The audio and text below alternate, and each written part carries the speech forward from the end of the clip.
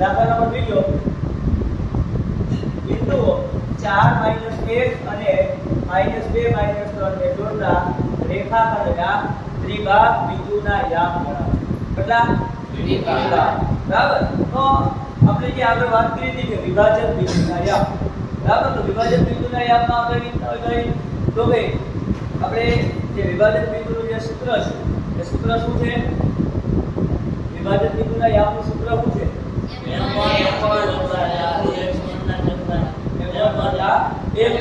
બરાબર ને? f1y2 f2y1 ના છેદમાં f1 f2. બરાબર એ સૂત્ર છે. તો એ શું કરે ભાઈ? તો કે કેટલા ગુણોત્તરમાં વિભાજન કરે એ આપણે ગોતવાનું હોય. પેલા દાખલામાં આપણને ગુણોત્તર આપેલા, આ બીજા દાખલામાં આપણને ગુણોત્તર નથી આપ્યા. આપણને એવું કીધું કે ત્રિભાગ. જોજો આમાં બે પ્રશ્ન આવશે, એક ત્રિભાગ આવશે અને ચાર ભાગ આવશે. તો આપણે કઈ નહીં કરવાનું ભાઈ, સિમ્પલ વસ્તુ આપણે રેખામાં દોરી નાખીએ. તો આને હું a નામ આપી દઉં, આને હું b નામ આપી દઉં. હાલો a ના યામ મને કેટલા આપ્યા? તો 4 અને -1 અને b ના યામ મને કેટલા આપ્યા? -2 અને -3. તો હવે મારે આના ત્રણ ભાગમાં વિભાજન કરવાનું. કેટલા ભાગમાં? ત્રણ ભાગ છે. તો અત્યારે આ એક ભાગ છે. કેટલો ભાગ છે? માની લ્યો આ બીજો ભાગ લ્યો અને આ ત્રીજો ભાગ. ઠીક છે? ત્રણ ભાગ. આ ચાર ભાગ આવે તો બરાબર છે. એ રીતના મતલબ કે યાદ રાખવાનું કે આપણે આ બે બિંદુ દોરીએ ને વચ્ચે બીજા બે બિંદુ આવી જાય. તો આ પહેલો ભાગ, આ બીજો ભાગ અને આ ત્રીજો ભાગ. હવે આને આપણે અલગ અલગ નામ આપી દઈએ. માની લ્યો કે આને આપણે x નામ આપી દઈએ, આને આપણે y આપી દઈએ. તો આ x ના યામ અને y ના યામ બરાબર. તો અત્યારે આપણને કઈ ખબર નથી, પણ મને એટલી ખબર છે કે આને આપણે x1 બોલીએ અને આને આપણે y1 બોલીએ, આને આપણે x2 બોલીએ, આને આપણે y2 બોલીએ. ક્લિયર અહીં સુધી? હવે તો ભાઈ તમે જોઈ શકો તો આ x છે ને, x એ આ બાજુના કેટલા ભાગ છે? બે ભાગ. અને x થી આ બાજુ કેટલા ભાગ છે? બે ભાગ છે.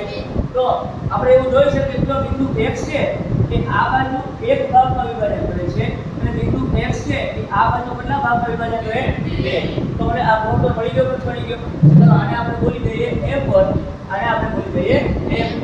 અહીંયા લખવું પડે કે બિંદુ x એ રેખાખંડ AB બરાબર છે કેટલા ભાગમાં વિભાજન કરે છે? 1/2 ભાગમાં કરે છે. તો કઈ ગુણોત્તર છે? એમાં 1/2 ગુણોત્તર આપણને મળેલો છે. 1/2 આ ખાસ યાદ રાખો. બરાબર. તો આ આપણને f1 મળી ગયા, આ આપણને f2. હવે તો કે આ સૂત્રમાં બરાબર છે આપણે જે ભણવાનું છે એમાં હું આ કિંમત મેળવીશ તો મને કોના યામ મળશે? x ના યામ મળે. કેટલા યામ મળે? x ના યામ. તો અહીંયા લખીએ કે વિભાજન બિંદુ x ના યામ નું સૂત્ર f1 x2 f2 x1 ના છેદમાં f1 f2 f1 y2 f2 y1 ના છેદમાં f1 f2. ચલો f1 ની કિંમત આપણને કેટલી આપેલી છે? 2 આપેલી છે. ચલો f1 ની જગ્યાએ 1 આપી. f2 ની કિંમત કેટલી આપી? વત્તા. ચલો f2 ની કિંમત કેટલી આપી? 2. x1 હાલો f1 f2 ચલો હવે f1 ની કિંમત કેટલી આવી? 2. y2 ની કિંમત કેટલી આવી? -3. વત્તાના વત્તા f2 ની કિંમત 2 અને y1 ની કિંમત -2 ના છેદમાં f1 કેટલા આવ્યા? 2. f2 કેટલા આવ્યા? 2. હવે તમે સાદું રૂપ આપીએ તો 1 નો -2 એટલે ગુણાકાર શું થાય? -2. વત્તાના વત્તા 2 જો કેટલા થાય? 8. 1 ને કેટલા થાય? 3. તો 1 નો માઈનસ તો ના રહે -3 વત્તે ઓછે ઓછા 2 એકુ 2 1 ને કેટલા થઈ ગયા? 3. ભાઈ -2 માંથી 8 ગયા તો 6 ના છેદમાં 3 -3 ને -2 કેટલા થઈ ગયા? -8 ના છેદમાં 3. તો 6 ને 3 વડે ભાગીએ તો જવાબ આવે 2 અને આનો જવાબ આવે -5 ના છેદમાં 3. આ મને કોના યામ મળ્યા? x ના યામ મળ્યા. તો ચલો ભાઈ x ના યામ મને 2 અને -5 ના છેદમાં 3.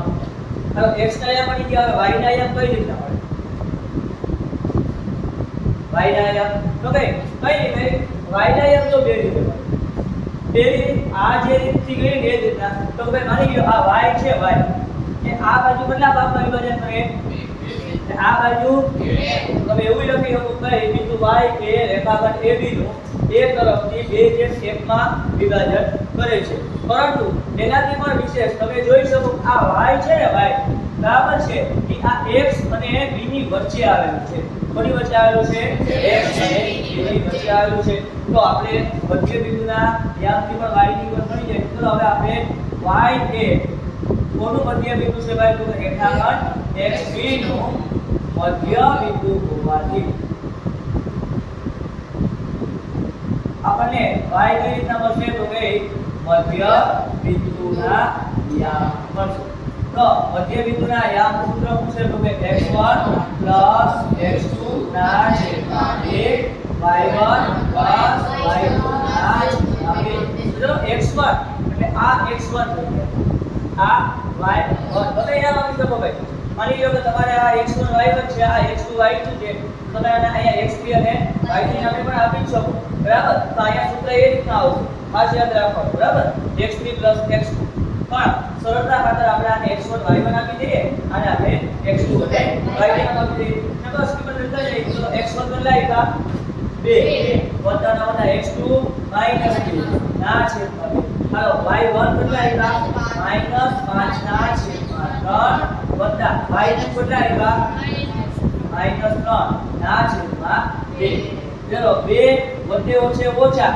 તો 2 2 ના છેદમાં 2 તો અહીંયા -5 ના છેદમાં 3 વત્તે ઓછે ઓછા 3 ના છેદમાં 2 2 માંથી 2 ગયા તો 0 0 માંથી 2 ગયા તો જવાબ આવશે 0 આવશે હવે અહીંયા આપણે શું કરશું તો જો અહીંયા કઈ ન હોય તો છેદમાં 1 તો હોય કે ન હોય બરાબર તો આપણે ચોકડી ગુણાકારથી આગળ વધીએ તો 1 નો -5 જ્યારે ગુણાકાર થાય -5 આ સૂત્રના માઈનસ 3 તેરી કેટલા થાય 9 ને છેદનો છેદ ત્યારે 3 3 પણ એના છેદમાં હજી 2 છે કે નહીં બરાબર તો હજી આગળ વધીએ તો 0 ના 0 -5 ને માઈનસ નો કેટલા થાય -14 ના છેદમાં 3 ના છેદમાં 2 હવે તો કે એક નિયમ છે આપણે બધાને ખબર છે કે ભાઈ અંશનો છેદ ક્યાં જાય છેદમાં અને છેદનો છેદ ક્યાં જાય અંશમાં જાય બરાબર તો અહીં આ અપૂર્ણાંકમાં બરાબર છે આ અંશ છે આ છેદ છે અને આ છેદ છે તો આ આખે આખો હે ને અંશ કહેવાય